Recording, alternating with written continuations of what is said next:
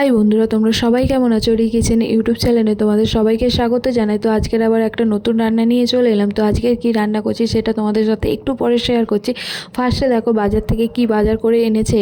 তো দেখো ফার্স্টেই দেখো ট্যাংরা মাছ কিনে নিয়ে এসেছে। তো আজকে শুনছিলাম রবিবারের বাজারে নাকি ট্যাংরার দাম বা মাছের দাম প্রচুর, কারণ একদিনে সমস্ত মানুষরা অনেক মাছ অনেক কিছু ফ্রিজে রেখে দেয়, যেগুলো আমি ভিডিওতেও দেখে থাকি যে মাছ বাজার সপ্তাহের একদিন মাছ বাজার। তো আমাদের ডেলিকার মাছ বাজার করে আনে, অসুবিধা হয় না। আমাদের ফ্রিজে খুব কম, হয়তো বেশি কাতলা মাছ আনলে তখন ফ্রিজে রাখা হয়। দেখো এখানে ডিমওয়ালা ট্যাংরা নিয়ে এসেছিলো।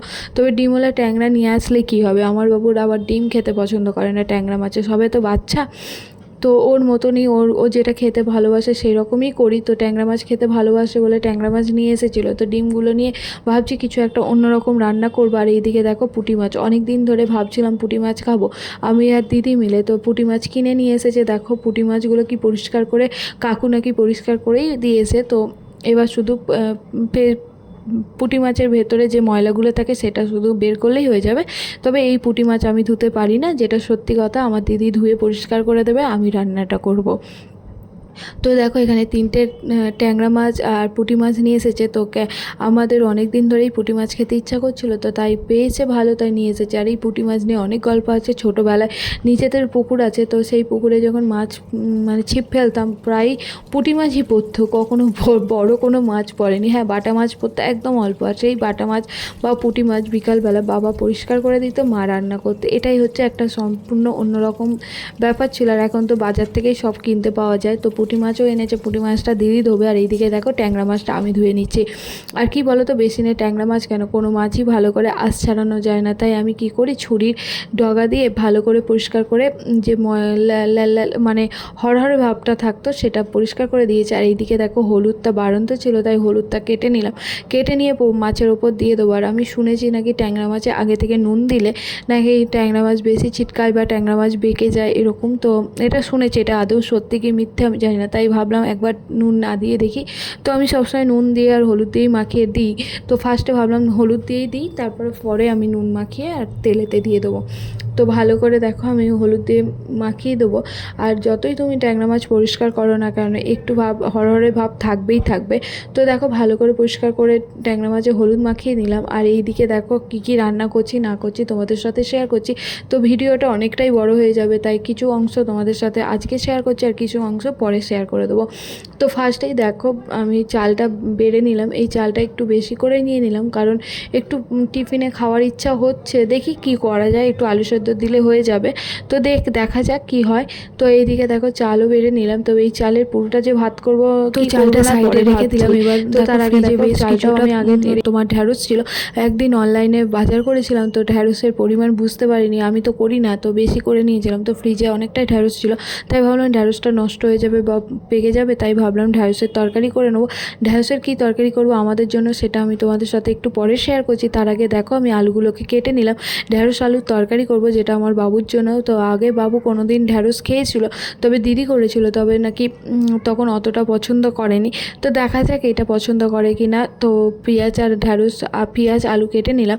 আর কি 4টে মতন ঢ্যাঁড়স নিলাম, যেহেতু অল্প ছোটো বাচ্চা, বেশি কিছু দেবো না, অল্প 4টে মতো ঢ্যাঁড়স ওর জন্যই করছি। তো ওই রকম ছোটো ছোটো কিউব করে কেটে নিলাম। তবে এই রান্নাটা তোমরাও করতে পারো। আর এইদিকে দেখো গ্যাসটা জ্বালিয়ে নিয়ে কড়াইটা বসিয়ে দেবো, বসিয়ে দিয়ে আর তেল গরম করতে দেবো। আর তেল গরম করে আমি ওইদিকে একটু আনাজ কেটে নেবো। আর আমি কি বলতে, একটু আগে থেকে কেটে রেখে রান্নাটা করতে বেশি পছন্দ করি, যাতে আমার কোনো অসুবিধা না হয়। তো আমার এটা অভ্যাস, জানি না এটা ভালো অভ্যাস কি খারাপ অভ্যাস, তোমরাই বলতে পারো। তো দেখো তেলটা গরম হয়ে গেছে এতটাই যে আমি বুঝতে পারিনি আলু দিতেই তেল এত ছিটকেছে, কি বলবো, গায়ে হাতে তো ভর্তি। তবে এইটাতে অতটা ফোসকা পড়েনি, হালকা ছিটকেছে। আর এদিকে দেখো আলু আর পেঁয়াজটা একসাথে দিয়ে দিলাম, বেশি কিছু না, অল্প তেলের মধ্যে দিয়ে দিলাম। আর এই আগেই তোমাদের বলেছি যে রান্নাগুলো করছি সেগুলোতে একদম বাটা মশলা বা কোনো কিছু না, জাস্ট হলুদ গুঁড়ো দেবো আর একটু নুন দেবো স্বাদ অনুসারে। নুনটা অবশ্যই স্বাদ অনুসারে দেবো। আর ও যেহেতু ঝাল খেতে একদমই পারে না, তাই ঝাল দিলাম না। আর এইদিকে দেখো কড়াইতে, আর ওইদিকে বলতেই ভুলে গেলাম।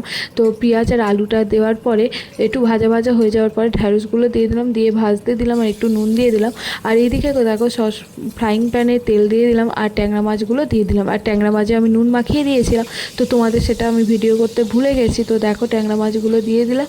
এবার ট্যাংরা মাছের মতন হোক, আর এইদিকে দেখো ভালো করে কষিয়ে নেবো। তো নুন দেওয়ার পরে ভালো করে কষিয়ে নেওয়ার পরে আমি আর কীভাবে রান্নাটা করছি, আর একটু হলুদ দিয়ে দিলাম। আর হলুদের পরিমাণ একটু বেশি দিলাম, কারণ যেহেতু ঝাল খায় না, তাই একটু হলুদের পরিমাণ বেশি দিলে কালারটাও একটু বেশি আসে। তোমরা এরকমভাবে একবার ট্রাই করতে পারো। আর অল্প মশলায় অল্পভাবে বা এই রান্নাটা বড়োদের জন্যও করতে পারো, কোনো অসুবিধা নেই। তবে আমরা আমাদের আলাদা রান্না করি, যেহেতু আমরা ঝাল খেতে ভালোবাসি, তাই এই রান্নাটা আমরা খাই না। আর একটু বেশি থাকলে হয়তো টিফিনে আমরা খেয়ে নিই, সেটা নয়। তো এইদিকে দেখো এই রান্নাটা ভাজা হচ্ছে, আর গ্যাসটা একদম স্লোতে দেবে, বেশিতে দেবে না। আলুটা আমার প্রায় অনেকটাই ভাজা হয়ে গেছে, অসুবিধা নেই। আর এইদিকে দেখো অনেকটা ভাজা হয়ে যাওয়ার পর, লাল লাল হয়ে যাওয়ার পর আমি এখানে জল দিয়ে দিলাম। আর জলের পরিমাণটা একটু বেশি দেবো, যেহেতু আলুটা আর একটু সেদ্ধ করতে চাই। যেহেতু বাচ্চা ছেলে, তাই ও বেশি খেতে পারে, মানে একদম গলা ছাড়া খেতে পারে না, মানে একদম মিক্সিতে গলবো এমনটা নয়, কিন্তু এইরকম আলুটা একদম গলে যাবে সেরকম খেতে পছন্দ করে। তো দেখো একটু জল দিয়ে ভালো করে ফুটিয়ে দিচ্ছি। এই সময় দেখো গ্যাসের জোরে দিয়ে দিয়েছি, আর এইটা ভালো করে হোক ততক্ষণ। আর কি বলতো, এই কড়াইটা এমনভাবে মেজে মানে আমাদের যে মাছি ছিল, মাছ তো এমনভাবে দেখো পুরো রঙটাই তুলে দিয়েছে। নতুন কড়া, কেউ দেখলে হবে, দেখলে কেউ বলতে পারবে যে এটা নতুন? তো তারপরে কি বলো তো, তারপরে একদিন আসতো না। তারপরে ভালো করে রান্নারও লোক ছিল, তো সেটা করতো না বলে তারপরে দিদি বললো থাক আর রাখবো না, তো আমরাই করে নেবো। তো দেখো এইদিকে দেখো মাছগুলো ভেজে নিয়েছিলাম।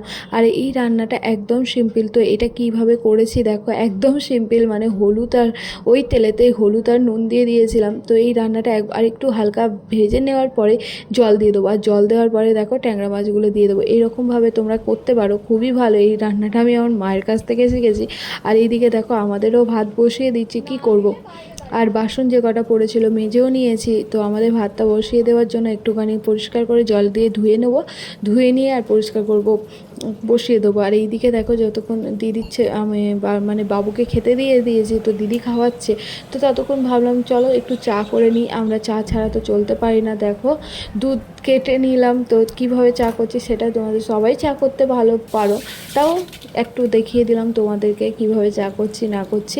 তো কেমন লাগছে আমার ভিডিওগুলো তোমরা কিন্তু অবশ্যই কমেন্ট করে জানাবে। যদি ভালো লাগে তাহলে লাইক কমেন্ট সাবস্ক্রাইব করে আমার পাশে থেকো।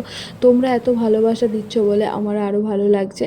তো আমি বিগত কয়েক মাস ধরে ভিডিও দিতে পারিনি কিছু কারণের জন্য। দেখো চা পাতা দিয়ে দিলাম আর এলাচও দিয়ে দিলাম, দিয়ে ভালো করে ফুটবো। ওই ধরো 10 মিনিট, আবার চিনিও দিয়ে দেবো। তো চিনিটা আর দেখাইনি। আর একটু হাত ধোয়া অভ্যাস আছে, হাতটাও ধুয়ে নিলাম। এইদিকে দেখো চাও হয়ে গেছে, তো ভালো করে গুছিয়ে নিই। প্লেটে করে চা দিদিকে দিয়ে দিয়েছি, এবার আমি বেড়ে নিলাম চা, ততক্ষণ ভাতটা হোক। তো চাটা খেয়ে তোমাদের সাথে পরে আবার নেক্সট ভিডিওয়ে তোমাদের সাথে কথা হচ্ছে। তো ততক্ষণ তোমরা সবাই ভালো থাকবে, খুব ভালো থাকবে। ধন্যবাদ। আর দেখো চাটা কেমন দেখতে লাগছে, তোমাদের দেখিয়ে দিই চাটা কেমন হয়েছে। দেখলে মনে হবে খেতে ভালো লাগে। আর আমাদের মতো মানুষরা তো মানে দিনে 6-7 বার চা খেয়ে থাকে, তাতে অসুবিধা হয় না, চাই জীবন, তাই না? তো চলো চাটা খেয়ে নিই, পরে আবার তোমাদের সাথে কথা বলতে আসছি। বাই, ধন্যবাদ।